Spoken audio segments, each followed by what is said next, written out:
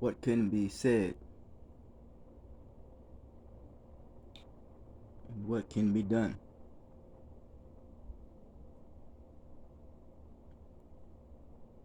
when it comes to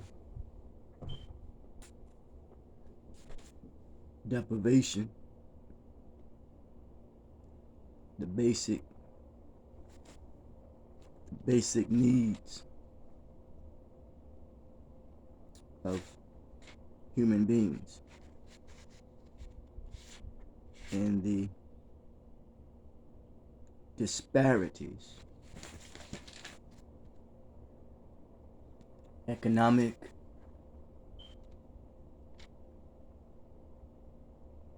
health,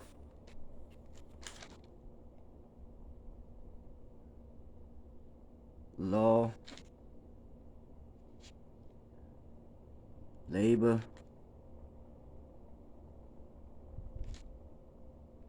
entertainment,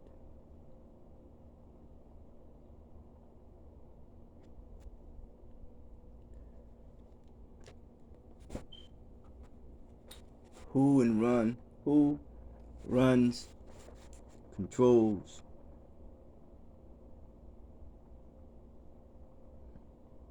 and put in effect policy. We know I've learned that policy is associated with a term called police, a place. I believe it was in Greece, where only the wealthy and rich could vote. The women were excluded, and now we see police and policy.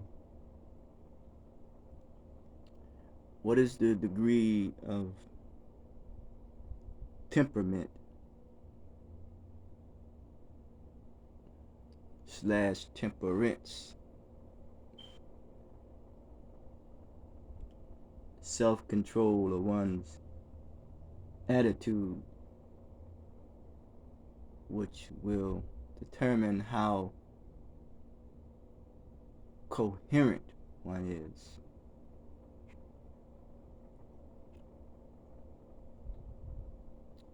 That which one does on a consistent basis.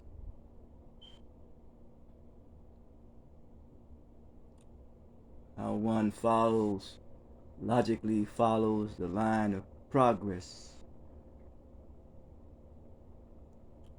not going about following his or her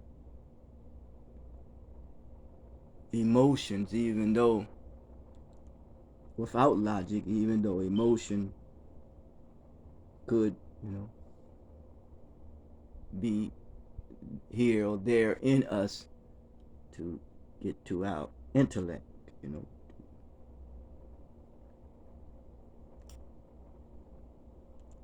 It says that nature comes to consciously awaken our intelligence as it pertains to our intellect. You can distinguish between the two,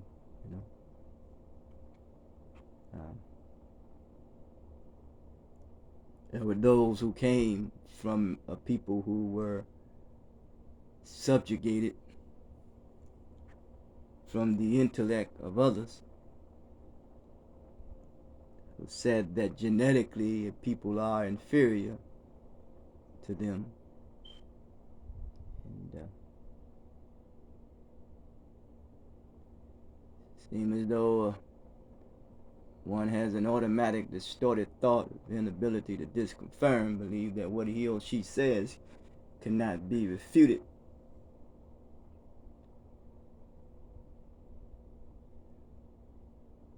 And there is never automatic distorted thought of unfair comparison.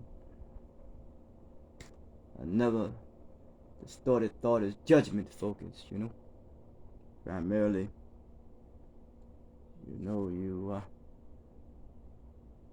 make believe that one is inferior at the expense of making you feel superior. This is what comes out of the minds of humans. That's why we was talking about having the degree of one's temperament and self-control and not being guided by emotions, because that's emotional reasoning. And emotional reasoning means that you see this reality in unrealistic terms.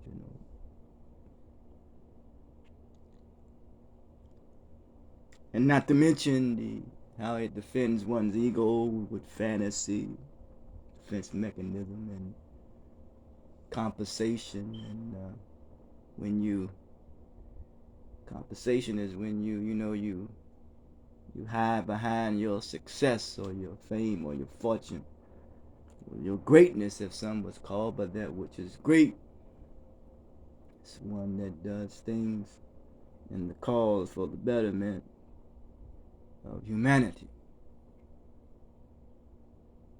And that could be,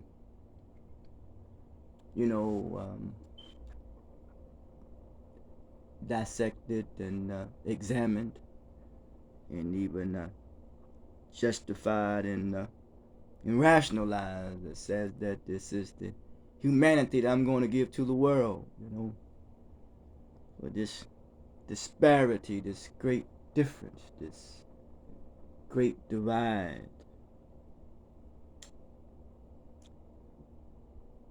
The best body of knowledge to me is creation. And creation has a temperament. And it's has control. Yes. And got freshwater fish, saltwater fish. You got 1,000 species, and for the most part, they don't interact with one another. So there are limitations and there are boundaries. You look at the sun. Thank God that there is a field that I just use the word God, that the sun doesn't penetrate with a high sense of degree of temperature, that it could consume us all. So creation has a temperament. Yes, it does. Yes. I know about national disasters, but there are chemicals in the body, and possibly mineral chemicals in the universe. I mean, everything could be chemical based. And creation could be, or nature could be responding to that by possibly what humans do. I'm no scientist in that regards. We know as humans that we want to, vibe with a certain group of people. And says your vibe becomes your tribe. Chemical. But when there is a chemical imbalance, Chinka Diop says once you throw off the ecology of the environment, you throw one's intellectual aptitude for learning off. It makes it difficult. Having this degree of temperament, in the universe, in creation. So it means that we must have self-control, and we must yield. People wants to see beyond the heavens, or go beyond the heavens, but you got to come back down here, and that is the application. Yes. To apply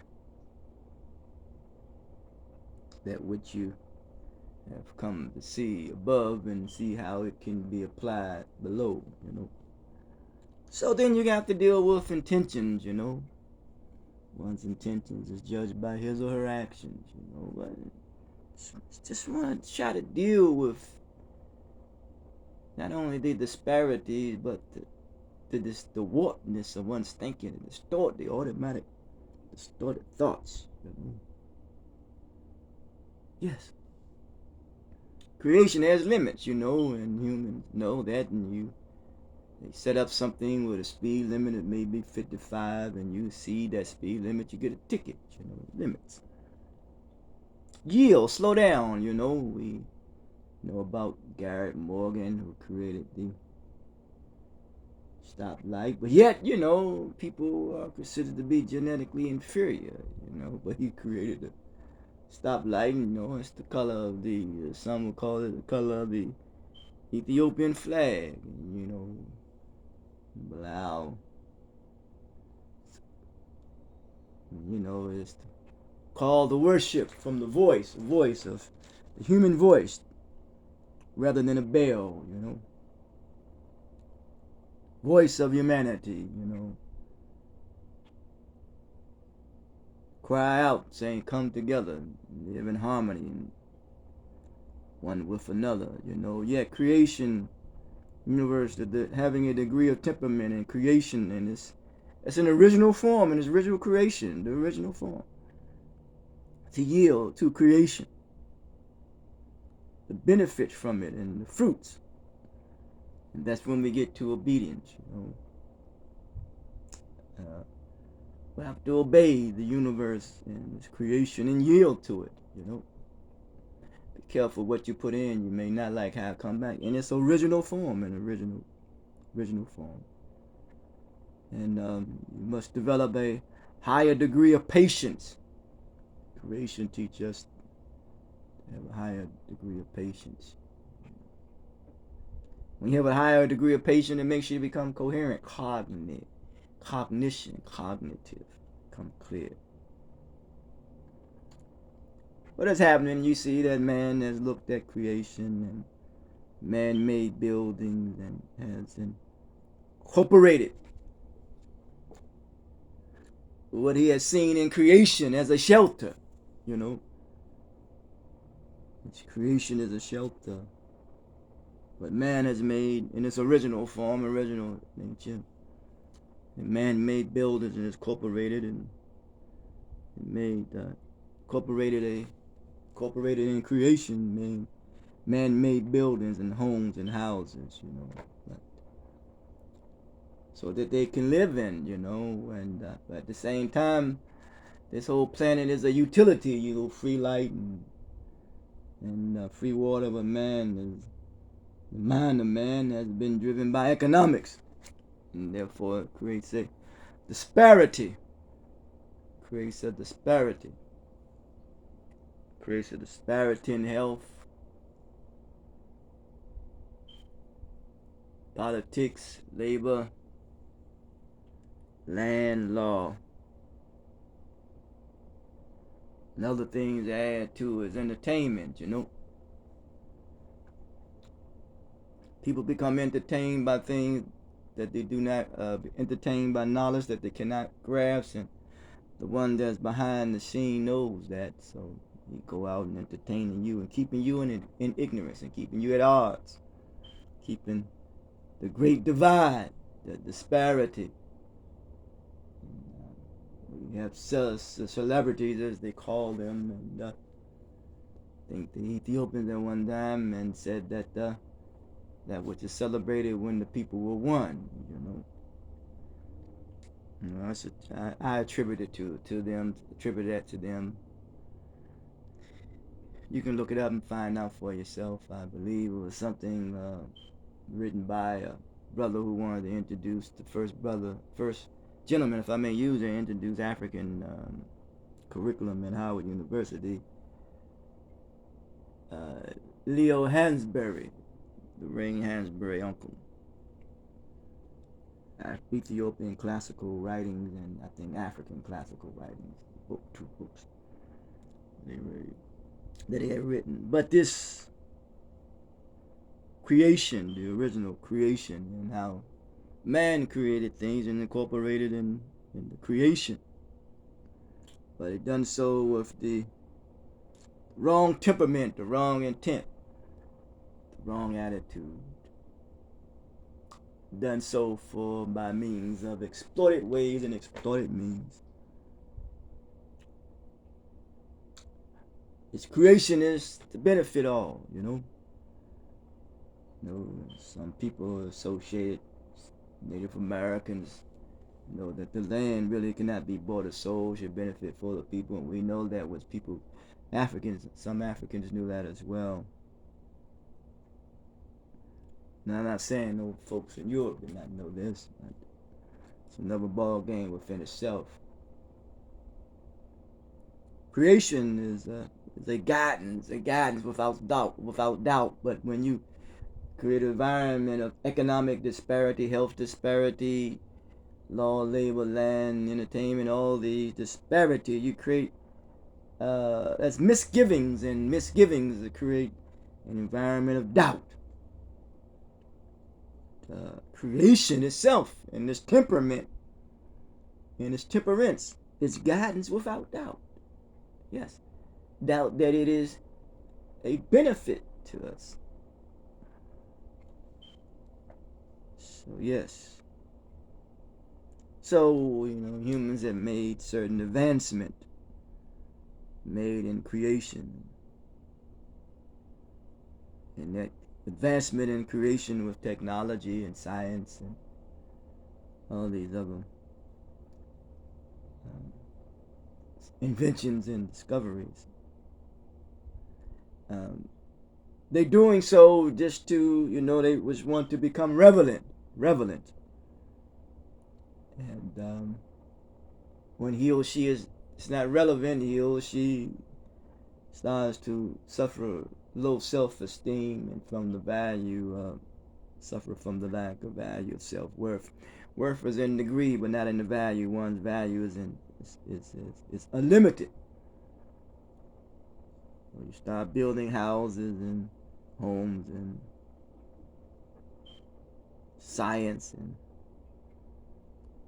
just to find relevance, find relevance and trying to find also meaning in life.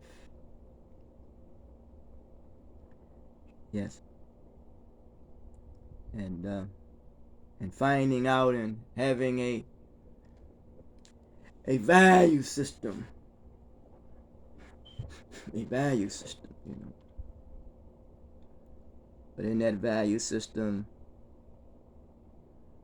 there is a guideline. There are basic needs. We know when it comes to food, clothes, and shelter. But the need is to become relevant, find value. And sometimes people feel as though that they are irrelevant due to some form of disparity, a feeling of despair, feeling deprived of basic needs, Some have been abused and some have been used. Therefore, they have no structure, they have no guidance in their life, and he or she will become very degenerate. Will go back into a primitive state.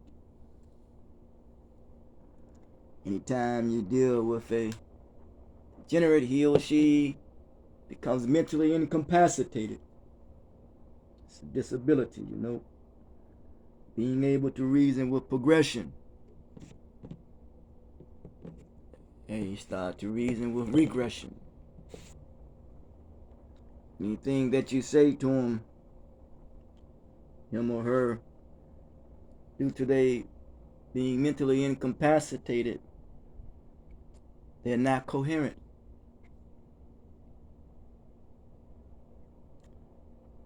They cannot hear you.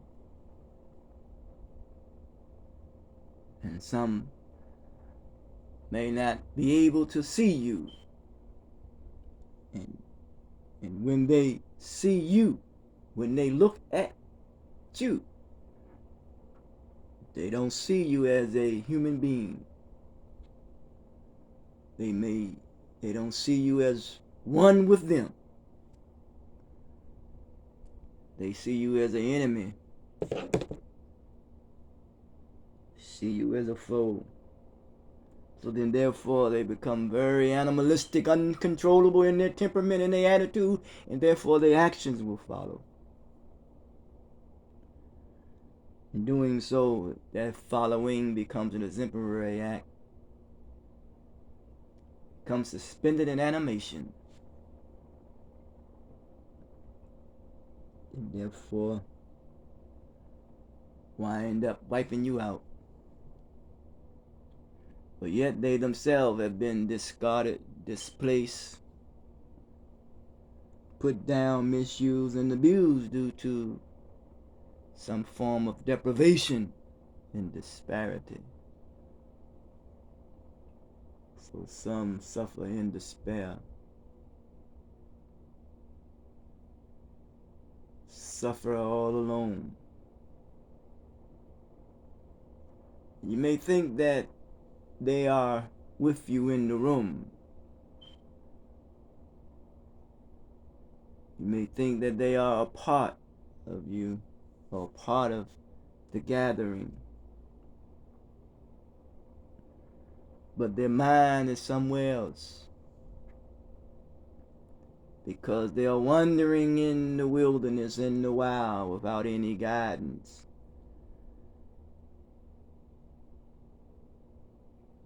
Any objectives, any goals. And if they do have an objective of aim and a goal, he or she has been so mentally abused and confused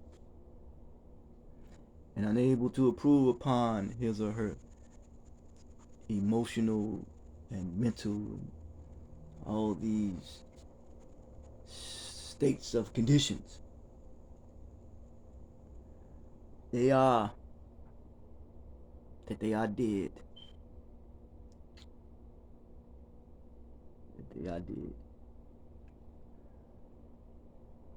So how do you resurrect them? I mean, not using a term such as that. I try to reassure them in knowing that all things are proximity. I say, well, when you get up in the morning, that's a form of resurrecting. That's encouraging. And hopefully that they can make a connection with that. That may not be good enough for some. But if you keep encouraging people, keep motivating them properly, you keep making them a part of a community that is healthy, wise, and safe and secure. Sooner or later, they're going to start putting aside and fading away of being around unhealthy, unsafe, insecure, and unwise community of people, and be around those who are healthy, wise, safe, and secure.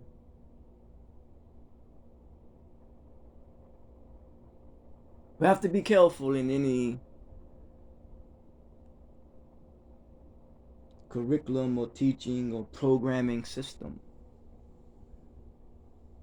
that deal with any form of an addictive behavior. Those who have been thrown away for others to assist them and further benefit from them financially. That we don't house them, that we don't further perpetuate and promote forms of exploitation and degradation, demeaning, degrading,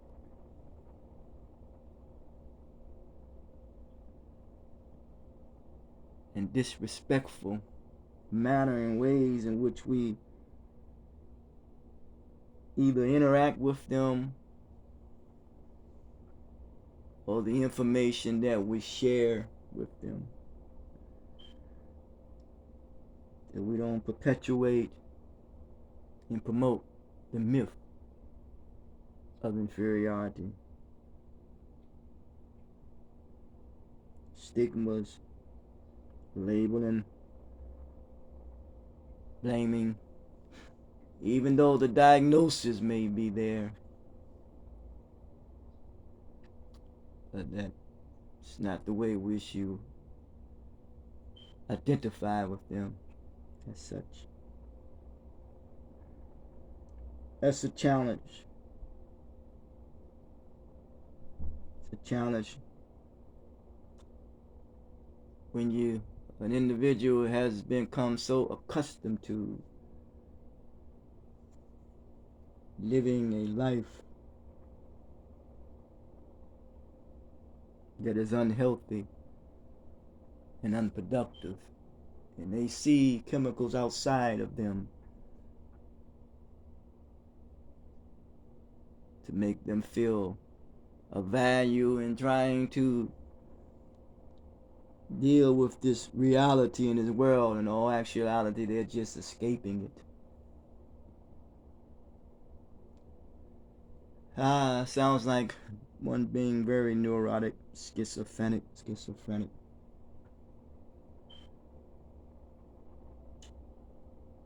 maladaptive. Maybe we all have these tendencies that's in us. The challenge is we must manage them. We must manage our feelings and our emotions. We must manage our thoughts. We must manage our attitude. Manage the language that we speak. And even our actions. I say, in closing, be kind, but don't be blind. Till next time, talk to you.